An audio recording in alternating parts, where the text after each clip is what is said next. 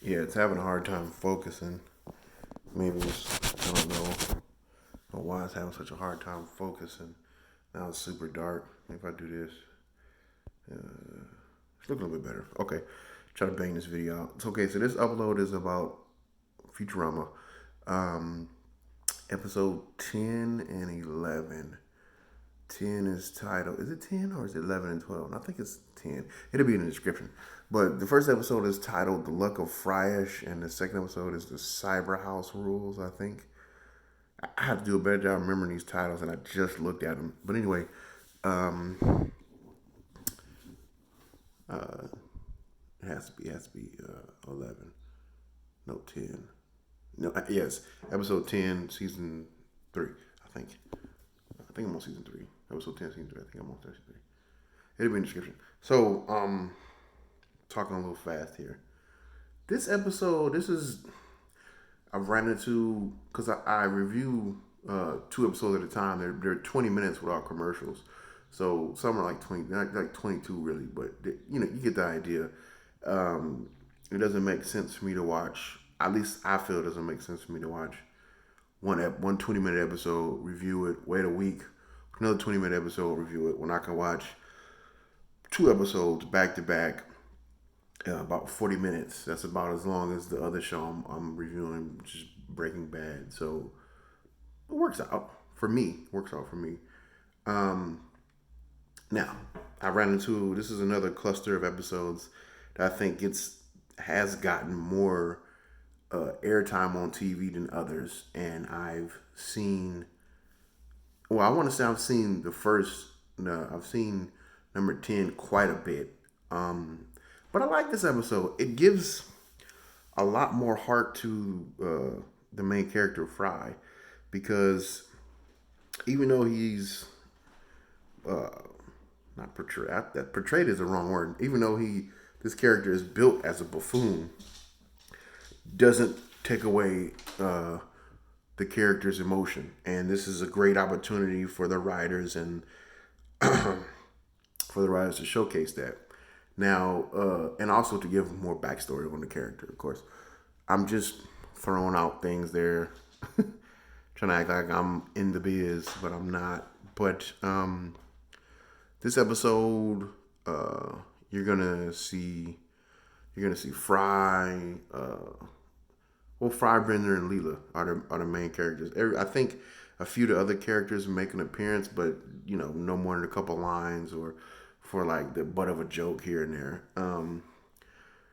So Fry he remembers that he had a lucky like seven leaf clover, and of course whenever he put it on, he would you know be lucky, and whatever goal he was trying to get, he would accomplish with this clover on his person. But most important thing is it opens the door to Fry's life. You get to see his mother, his father. His father is doesn't say what branch he was in, but it says but they make a point to say he's a military veteran. His mother is obsessed with sports, all sports. Yeah, my phone is like trying to black out on me or something. Maybe it's a little overheated. I don't know. Silly phone. Yeah, and his older brother's named Yancey, but it's the simplest form of sibling rivalry, and it's not even a rivalry. It's the simplest form of siblings, because even though one is emulating the other one almost to a T, it's all done with love. I want to do what you do. I want to be you. I love you. You're my brother. But I don't think Fry sees it that way. He sees it, hey, I'm trying to be individual here, and you're stepping on my toes. So they're going back and forth with that, and of course, Fry gets thrown in the was it a freezer or a cryo thing, whatever it is. He's thrown in there for 1,000 years, and all this is a look back at his his home life as it was 1,000 years ago, and it shows.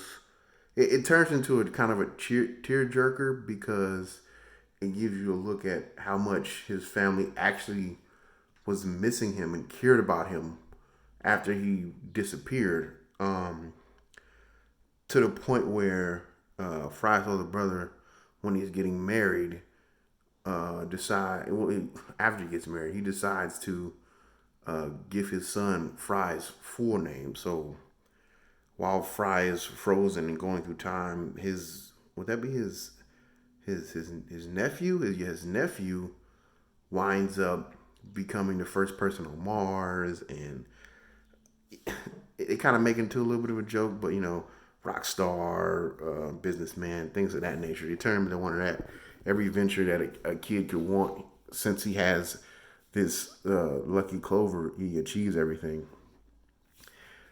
And Fry sheds a tear at the end of this episode because he realizes that his family actually did love him. And the whole time he was just thinking his brother was being a butthead, but he wasn't. Now, if I sum that episode up too much, it's because I've watched it so many times. So like I think I've explained this in previous episodes or previous uploads. Yeah, you're not gonna get a great review from me if I've seen that episode probably 100 billion times or something close to that. Of course, it's not that much. The second episode was the Cyber House Rules. I thought this was another episode, but after watching it, it's an episode where Bender becomes one of Bender's many.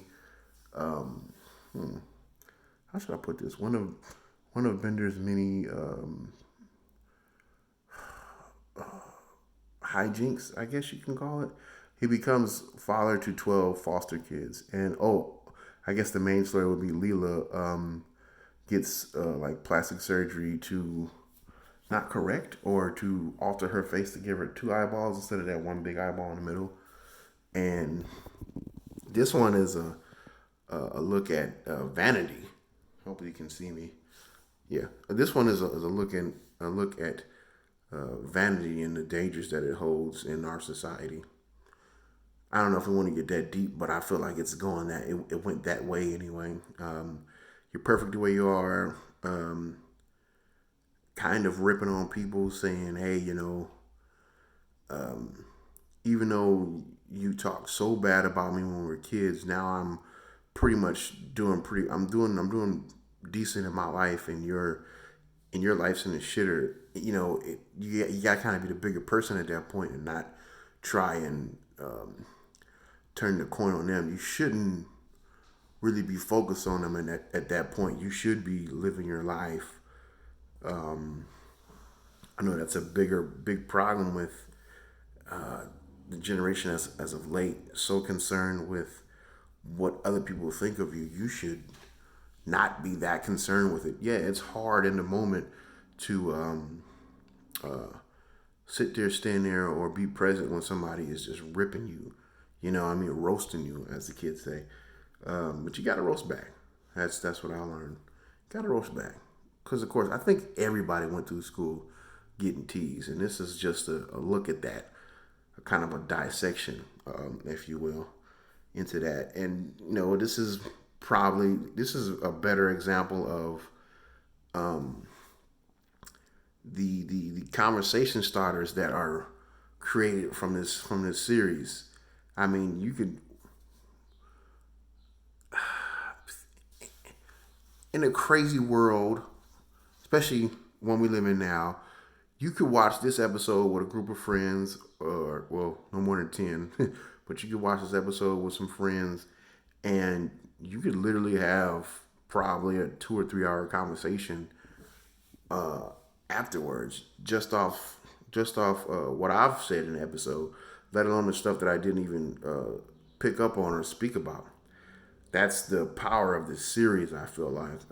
Maybe I'm taking a different turn, but some of these episodes have more power than other ones. Some of them are purely entertainment. Some of them are entertainment wrapped up in messages. And some of them are, I guess,